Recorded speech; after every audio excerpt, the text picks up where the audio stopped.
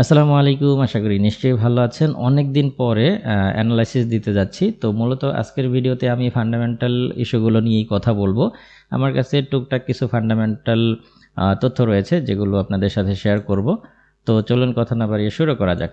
আমরা যদি লক্ষ্য করি তাহলে দেখব যে ইউএস ডলার ক্রমশই কিন্তু স্ট্রং হচ্ছে এবং এত পরিমাণ স্ট্রং হচ্ছে যে এখন সবাই শুধু একটা কথাই বলতেছে, ভাইয়া ডলার কি আরও স্ট্রং হবে নাকি উইক হবে, ডলার কি আরও স্ট্রং হবে নাকি উইক হবে। এইখানে মূল যে গেমটা আসলে খেলতেছে সেটা হচ্ছে যে আপনারা হয়তো বা দেশীয় বিভিন্ন মিডিয়াতে শুনতেছেন যে ডলার দেউলিয়া হতে চলেছে। মানে ডলার বলতে আমি বোঝাচ্ছি যে মার্কিন সরকার দেউলিয়া হতে যাচ্ছে, মার্কিন সরকার ঋণখেলাপি হতে যাচ্ছে। এখন স্বাভাবিকভাবেই এই ধরনের তথ্য যখন আসে মিডিয়াতে, যে কোনো দেশের সরকার যখন ঋণখেলাপি হতে যায় বা কোনো দেশের ব্যাংক যখন বন্ধ হয়ে যায়, এটা কিন্তু অর্থনীতির জন্য খুব বেশি একটা পজিটিভ সাইন না, রাইট? তো এই ধরনের তথ্য যখন আসে তখন আমরা সবাই ভাবি যে আসলে ওই কারেন্সিটা বা ওই দেশের মুদ্রাটা হচ্ছে দুর্বল হবে। এটা খুবই স্বাভাবিক একটা বিষয় এবং এটাই হওয়া উচিত। কিন্তু এখানে মানে লক্ষ্য করলে দেখা যাচ্ছে যে ইউএস ডলার ক্রমশই স্ট্রং হচ্ছে প্রত্যেকটা কারেন্সির বিপরীতে ইউএস ডলার স্ট্রং হচ্ছে। তাহলে এটা কেন হচ্ছে? এটার পেছনে তো নিশ্চয়ই কোনো কারণ রয়েছে। যখন মিডিয়াতে আমরা দেখতেছি যে সরকার ঋণখেলাপি হতে যাচ্ছে, মার্কিন ঋণ চুক্তি ঋণের সীমা বাড়ানো নিয়ে বিভিন্ন নিউজ আসতেছে, সেখানে ডলার ক্রমশই স্ট্রং হচ্ছে। তো এইটা নিঃসন্দেহে কিন্তু চিন্তার একটা ভাঁজ সবার ভেতরেই পড়েছে। তো এইটা নিয়ে আলোচনা করব আজকে, যে কেন এমনটা হচ্ছে আর এটা আরও কতদিন কন্টিনিউ করতে পারে এবং এই ঋণের সীমাটা আসলে কি, এইটার শেষ কোথায় এই খেলাটার, ইত্যাদি বিষয়গুলো নিয়ে আজকে আমি আলোচনা করার চেষ্টা করব। এখানে আমার হাতে যে টুকটাক তথ্যগুলো রয়েছে সেটা যদি আমি আপনাদের সাথে বিশ্লেষণ করি, সেটা হচ্ছে যে কিছু সংখ্যক কট্টর ডান রিপাবলিকান আইন প্রণেতা গতকাল বলেছেন যে তারা মার্কিন যুক্তরাষ্ট্রের 31.4 ট্রিলিয়ন ডলারের ঋণের সীমা বাড়ানোর যে চুক্তিটা রয়েছে এখানে তারা বিরোধিতা করবেন। নোট করুন, এখানে কিন্তু নিউজটা আসছে যে কিছু সংখ্যক, অর্থাৎ তাহলে যেটা আমরা বুঝতে পারতেছি যে অধিকাংশই হচ্ছে বিরোধিতা করবে না, রাইট? যেহেতু এখানে শুরুতেই নোট করা হয়েছে কিছু সংখ্যক, তার মানে যদি অধিকাংশ আইন প্রণেতা এটার বিরোধিতা না করে সেই ক্ষেত্রে কিন্তু ঋণের সীমাটা বাড়বে। আর যদি ঋণের সীমা বাড়ে তাহলে কিন্তু এটা ডলারের জন্য নিঃসন্দেহে একটা পজিটিভ নিউজ। আর সেই ক্ষেত্রে ইউএস ডলারকে আমরা আরও স্ট্রং হতে দেখব। ওকে, তো এইখানে আমার মতো হয়তো বা আপনাদের মনেও একটা প্রশ্ন জাগতে পারে, এই যে আমরা শুনতেছি ঋণ সীমাটা আসলে কি, এটার ভেতরে কি আছে, আসলে এটা দিয়ে কি বোঝানো হচ্ছে, বা ঋণ সীমা যদি বাড়ে তাহলেই বা কি হবে বা কমলেই বা কি হবে। তো এখানে আমি ব্যাপারটা একটু ক্লিয়ার করার চেষ্টা করি। এখানে হচ্ছে 99 পৃষ্ঠার বিল, অর্থাৎ ঋণ সীমার যে বিলটা রয়েছে এটা মূলত 99 পৃষ্ঠার একটা বিল। এটা 1 জানুয়ারি 2025-এর মধ্যে ঋণের সীমা স্থগিত করবে। অর্থাৎ মার্কিন গভর্নমেন্ট যে ঋণগুলো নিয়েছে ব্যাংক থেকে সেটা পরিশোধের যে একটা সীমা রয়েছে, মানে এই সীমাটাকে তারা বৃদ্ধি করবে। অর্থাৎ 1 জানুয়ারি 2025 পর্যন্ত তারা কোনো প্রকার ঋণ পরিশোধ করবে না, এটা স্থগিত অবস্থায় থাকবে, যা 2024 সালের নভেম্বরের রাষ্ট্রপতি নির্বাচনের আগ পর্যন্ত আইন প্রণেতাদের রাজনৈতিকভাবে অন্যান্য যত ঝুঁকিপূর্ণ ইস্যু রয়েছে সব কিছু একপাশে রেখে এটি আগামী 2 বছরের কিছু সরকারি ব্যয়কেও সীমাবদ্ধ করবে। অর্থাৎ এই যে ধরেন যে ইউক্রেন রাশিয়া যুদ্ধ চলতেছে, এখানে যে মার্কিন গভর্নমেন্ট যে প্রচুর পরিমাণে তাদেরকে সহায়তা করতেছে, ত্রাণ দিতেছে, অস্ত্র দিতেছে, এগুলোকেও তারা হচ্ছে কিছুটা সীমাবদ্ধ করবে। এটা আবার এই দিক থেকে যদি আমরা দেখি তাহলে এই ইউক্রেন রাশিয়ার যুদ্ধটা নিঃসন্দেহে সারা বিশ্বের জন্য খুব বাজে একটা নিউজ। এবং যদি ইউএস গভর্নমেন্ট যদি এখানে তারা সহায়তা কম দেয় বা এটাকে যদি একটা আইনের মধ্যে আনা যায়, এটাকে যদি সীমাবদ্ধ করা যায়, সেই ক্ষেত্রে কিন্তু যুদ্ধের ভিতরেও একটা বেশ বড় ধরনের প্রভাব পড়বে, হয়তো বা এটার একটা সমাধানও হয়ে যাবে। তো এই দিক থেকে কিন্তু এটা একটা পজিটিভ নিউজ বলেই আমার কাছে মনে হচ্ছে। তো এখানে এখন সবই বুঝলাম ভাই, এখন ঋণ সীমার ওই ঋণের ভেতরে কি আছে আমরা সবই বুঝলাম, বাট এখন আমাদের আরেকটা ব্যাপার বুঝতে হবে যে এই খেলাটা আসলে কতদিন চলবে। হ্যাঁ, যেমন এই ঋণ সীমা হচ্ছে, এই ভালো একটা তাদের ভেতরে হচ্ছে মিটিং হয়েছে, এই অমুকে বাধা দিচ্ছে, হচ্ছে না, মানে এই যে একটা হযবরল অবস্থা চলতেছে, এইটার সমাধানটা আসলে কবে হবে? তো এইখানে আমি যেই তথ্যটা ঘাটাঘাটি করে পেয়েছি সেটা হচ্ছে যে মার্কিন ট্রেজারি সেক্রেটারি জ্যানেট ইয়েলেন বলেছেন যে কংগ্রেস যদি 5 জুনের মধ্যে ঋণের সর্বোচ্চ সীমা না বাড়ায় তবে সরকার দেউলিয়া হবে। বুঝতে পেরেছেন? অর্থাৎ আগামী 5 জুনের ভেতরে যদি তারা এই চুক্তি করতে ব্যর্থ হয় বা এই আইনটা যদি পাশ করাতে ব্যর্থ হয় তাহলে ইউএস গভর্নমেন্ট দেউলিয়া হতে চলেছে, এইটা মোটামুটি কনফার্ম।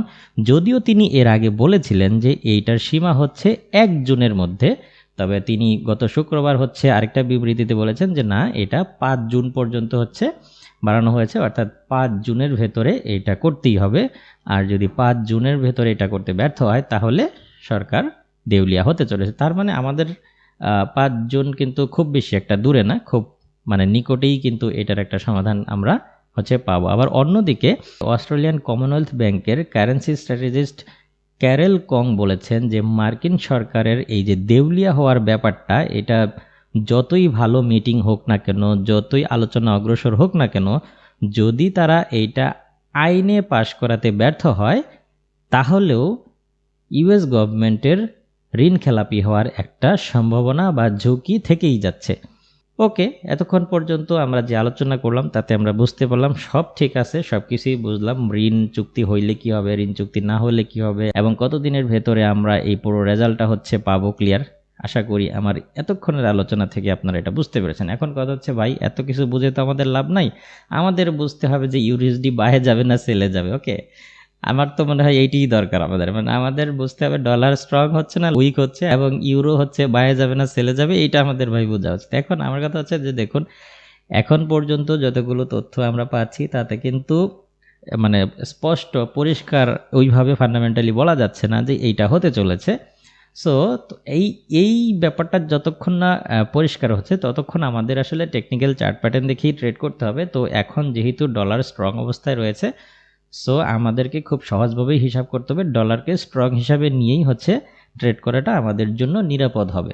সো এখন যদি আপনাদের সাথে আমি আলোচনা করি তাহলে দেখবেন যে H1 চার্টে আমি একটু টেকনিক্যালি আলোচনা করি, আপনারা যদি লক্ষ্য করেন তাহলে দেখবেন যে H1 চার্টে ডলার কিন্তু স্ট্রং একটি ট্রেন্ডে রয়েছে, বুলিশ ট্রেন্ডে রয়েছে, এবং এখান থেকেও কিন্তু ডলার এই জায়গাটাতে সুইং পেয়ে আবারও কিন্তু উপরের দিকে ওঠার চেষ্টা করতেছে। তো একটা ক্লিয়ার কিন্তু চ্যানেলও আমরা দেখতে পাচ্ছি, রাইট? এখন এই চ্যানেল ধরে ধরে হচ্ছে আমরা ট্রেড করতে পারি। হ্যাঁ, সেটা এখন আমি যদি এখানে দেখি যে আমার একটা ধারণা ছিল যে এখান থেকে হয়তো বা ডলারটা নিচে নামতে পারে। তো যেহেতু নামে নাই এবং আমরা দেখতে পাচ্ছি যে এই লাস্ট আওয়ারের ক্যান্ডেলে এই জায়গাটাকেও ব্রেকআউট দিয়েছে, সেটা হচ্ছে যে এখানে লেভেলটা ছিল 104.316। তো এই লেভেলটাকেও হচ্ছে ব্রেকআউট দিয়ে ডলারটা উপরের দিকে উঠতেছে। সো এই লেভেলটাকে যেহেতু ব্রেকআউট দিয়েই দিয়েছে, সো আমরা ধরে নিতেই পারি যে হয়তো বা এখান থেকে এই ডলারটা যদি আবারও প্রাইস রিটেস্ট করে এটার উপরেই থাকে তাহলে ডলারটা কিন্তু একদম এই উপরের এই দিকটায় চলে আসতে পারে। সেটা হতে পারে যে 105.00 বা 105.200 এই লেভেল পর্যন্ত কিন্তু উঠে আসার সম্ভাবনা রয়েছে। টেকনিক্যালি যদি আমরা হিসেব করি তাহলে টেকনিক্যালি কিন্তু এটা হতে পারে, এবং এইটা যদি হয় তাহলে কিন্তু ইউরুএসডি এবং গোল্ড চার্ট আরও ডাউন হতে পারে। সো আমি আপনাদেরকে বলবো অবশ্যই ট্রেন্ডের বিপরীতে যাবেন না, ট্রেন্ডে থাকারই চেষ্টা করেন, তবে ছোট ছোট প্রফিট নিয়ে মার্কেট থেকে বের হয়ে যেতে পারেন। সো এই একটা ব্যাপার। আর যদি ডলার যদি হচ্ছে গিয়ে এই জোনগুলো ব্রেকআউট দিয়ে নিচে নেমে আসে, অর্থাৎ ডলার যদি কখনো এই লেভেলটার নিচে নেমে আসে, সেটার প্রাইসটা হতে পারে এইরকম। আমি যদি আপনাদের সাথে প্রাইসটা শেয়ার করি তাহলে আপনাদের বুঝতে সুবিধা হবে। যদি এই প্রাইসের নিচে নেমে আসে অর্থাৎ 103.842 এই লেভেলের নিচে যদি চলে আসে, সেই ক্ষেত্রে আমরা আসলে সিদ্ধান্ত নিব বা নতুন করে অ্যানালাইসিস বা সমীকরণ মিলাবো যে ডলার কি উইক হচ্ছে কিনা। ভিডিওটা লং হতে পারে, বাট কিছু করার নাই, অনেকগুলো ইনফরমেশন ছিল যেটা আপনাদেরকে দিতে হচ্ছে। তো এখানে আমরা দেখতে পাচ্ছি যে দেখুন, আমি আসলে আমি ডেলি অ্যানালাইসিস দেই না, এটা কথা সত্য বর্তমানে, বাট আমি লাস্ট যে অ্যানালাইসিস করেছিলাম আমি আপনাদেরকে বলেছিলাম যে সেলের দিকে আপনারা হচ্ছে বেশি থাকবেন বা সেলকেই প্রায়োরিটি দেবেন। তো দেখুন আমার লাস্ট হচ্ছে অ্যানালাইসিস ছিল এটা, এবং হয়তোবা এর আশপাশ থেকে আপনাদেরকে সেল দিতে বলেছিলাম। এরপর থেকে মার্কেট দেখেন এখন পর্যন্ত কতটা ডাউন হয়েছে। সো এখান থেকে আমি বলবো যে এখনও কিন্তু মার্কেট স্ট্রং বিয়ারিশ ট্রেন্ডেই রয়েছে। সো আপনারা ট্রেন্ডটাকে প্রায়োরিটি দেন, আর যদি মিডিয়াতে বা ওইরকম আমরা ভালো কোনো পজিটিভ নিউজ পাই ফান্ডামেন্টালি, তাহলে তো অবশ্যই সেটা অ্যালার্ট দেওয়ার চেষ্টা করব। তো এখন আমরা যদি দেখি তাহলে স্ট্রং হচ্ছে ডলার বা ইউরোএসডি। ইউরোএসডি কিন্তু স্ট্রং ডাউন ট্রেন্ডে রয়েছে। সো এখানে আমরা হচ্ছে এটা আবারও যদি প্রাইসটা কারেকশন হয়ে এদিকে আসে তাহলে রিটেস্টের সাথে আমরা আবারও সেল নিতে পারি, রাইট। তো এখানে আমরা সেলটা নিতে পারি হচ্ছে হলো, আমি যদি এখানে আপনাদের সাথে শেয়ার করি, আবারও এই প্রাইজে আসে যদি, তাহলে এখান থেকে আমরা একটা সেল নিতে পারি, ওকে। এবং যদি এই সেল ড্র ডাউন করে সেই ক্ষেত্রে আমরা আরও একটা সেল নিতে পারি হচ্ছে হলো এই প্রাইস থেকে, হ্যাঁ এই প্রাইসটা থেকে আমরা আরও একটা সেল নিতে পারি। আর এইটাও যদি ব্রেকআউট দিয়ে দেয় তাহলে উপরে কোথাও একটা সুইং পয়েন্ট দেখে আমরা স্টপ লস দিয়ে দিব, এদিকে আমরা স্টপ লস ইউজ করতে পারি। এটাও যদি ব্রেকআউট দিয়ে দেয় তাহলে এটা এখানে স্টপ লস থাকবে, হিট করে যাবে শেষ। অথবা আপনারা এই যে লাস্ট যে রেজিস্ট্যান্স জোন রয়েছে এটার উপরে স্টপ লস দিতে পারেন, অর্থাৎ এখানে দিলে স্টপ লসটা নিরাপদ থাকবে আর কি, মানে হিট করার চান্সটা একটু কম থাকবে, এটা হচ্ছে ব্যাপার।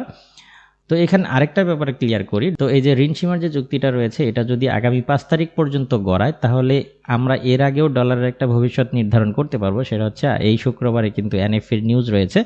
সো এনএফির নিউজে যদি বড় ধরনের কোনো ডেটার পরিবর্তন আসে সেই ক্ষেত্রেও কিন্তু এটা ডলারের উপরে বড় ধরনের প্রভাব পড়বে এবং ডলার হচ্ছে তার ট্রেন্ড চেঞ্জ করলে করতেও পারে। আরেকটা তথ্য হচ্ছে এইটা ছিল আমার কাছে শেয়ার, এটা আপনারাও দেখবেন হয়তো বা এই ইকোনমিক ক্যালেন্ডার দেখলে আপনারাও বুঝতে পারতেন এই ব্যাপারটা।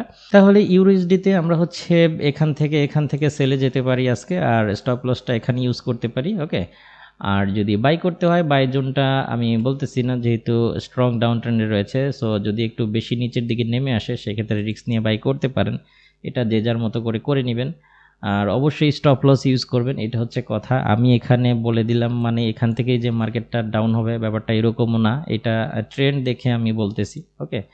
আর যত নিউজ টিউজ রয়েছে এগুলো। এবার যদি আমরা গোল্ডের দিকে আসি, গোল্ড চার্টও কিন্তু অনেকটাই ডাউন হয়েছে, স্ট্রং ডাউন ট্রেন্ডে রয়েছে গোল্ড চার্ট। এবং এখানে আমরা যেটা দেখতে পাচ্ছি বর্তমানে একটা ট্রায়াঙ্গেল প্যাটার্ন কিন্তু গোল্ড তৈরি করেছে। সেটা হচ্ছে আপনারা যদি S4 চার্টটা দেখেন তাহলে দেখবেন যে এখানে একটা পুরাতন ট্রেন্ড লাইন রয়েছে। আমি যদি একটু জুম আউট করি, এটা হচ্ছে S4 চার্ট। তো এখানে কিন্তু গোল্ডের একটা অনেক পুরাতন একটা ট্রেন্ড লাইন রয়েছে। চার্টটা লোড হচ্ছে না, চার্টটা লোড হতে সময় নিচ্ছে। সো এখানে কিন্তু ধরেন যে H4 টাইম ফ্রেম অনুযায়ী এখানে যদি আমরা এটাকে সুইং পয়েন্ট, দুইটা সুইং পয়েন্ট হিসেবে ধরি তাহলে 3 নম্বর সুইং পয়েন্ট কিন্তু এটা। এখান থেকে আবারও কিন্তু বড় ধরনের পাম্প, একটা ছোট্ট কোনো ক্লু পেলে হয়তো গোল্ড করবে, বাট এখন পর্যন্ত যেহেতু করে নাই সো আমরা এটাকে ডাউন হিসেবেই ধরবো। বর্তমানে এই যে ডাউন হচ্ছে মার্কেটটা, সো এটাকে আমরা ডাউন হিসেবেই ধরবো। কারণ আমরা যদি এখান থেকে দেখি তাহলে অনেকগুলো ক্যান্ডেল কিন্তু এখানে রয়েছে যেগুলো ডাউন হচ্ছে, রাইট। এখানে কিন্তু অনেকগুলো ক্যান্ডেল ডাউন হয়েছে, সো এটাকে আমরা ডাউন হিসেবেই নিব। সো গোল্ড চার্টে আপনারা আমি পরামর্শ দিব সেলের দিকেই ইন্টারেস্ট দেখাবেন, হ্যাঁ, সেল নেওয়ার চেষ্টা করবেন, এটা হচ্ছে আমার পরামর্শ। যেহেতু এখন পর্যন্ত তেমন কোনো স্ট্রং নিউজ আমাদের হাতে নাই। সো গোল্ডে এখন যে জায়গাটা রয়েছে এই ট্রায়াঙ্গেল প্যাটার্নটার ভেতরে যদি আবারও ঢোকে তাহলে এখান থেকে আমরা কিন্তু বেশ ভালো একটা প্রফিট, উপরে গেলে আমরা হচ্ছে সেল দিব, নিচে গেলে আমরা বাই দিব, ওকে। তো চাইলে এখান থেকে বাই নিতে পারেন, তবে যেহেতু ডাউন ট্রেন্ডে রয়েছে আমি পরামর্শ দিচ্ছি না বাই দিতে। আমি বলবো যে সেলে ইন্টারেস্ট দেখাবেন, সেই ক্ষেত্রে এই রেজিস্ট্যান্স থেকে একটা সেল নিতে পারেন। এটা যদি ড্র ডাউন করে এখান থেকে আরেকটা সেল নিতে পারেন, সেটা হতে পারে প্রাইসটা যদি গোল্ডকে এখানে পেয়ে যান এখান থেকে একটা সেল নিতে পারেন।